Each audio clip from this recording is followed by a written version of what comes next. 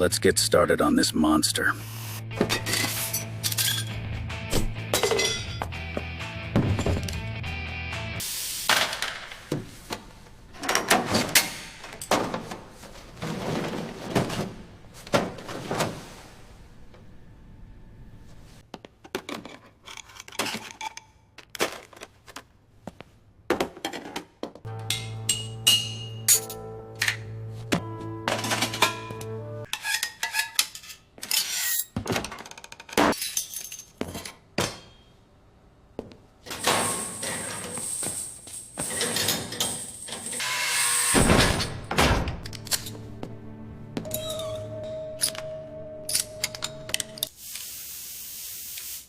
The hard part is done.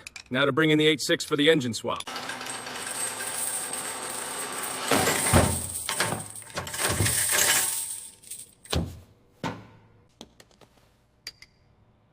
All the custom cutting and fabrication in the firewall to accommodate this monster, but it's worth it. The engine sits a little high. Good thing that I made fits like a glove.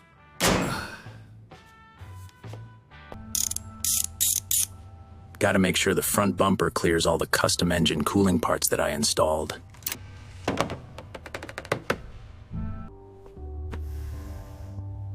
Adding this new engine would severely disrupt the car's balance and handling.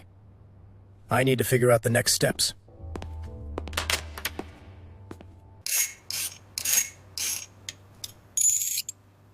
This was not an easy task to custom fabricate the L-phase of the exhaust system to the 86. But now it's done.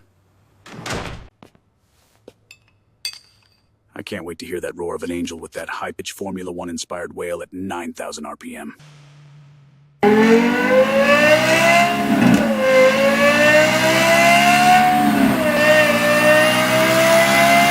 The only workaround about the weight distribution is to make this car an all-wheel drive monster.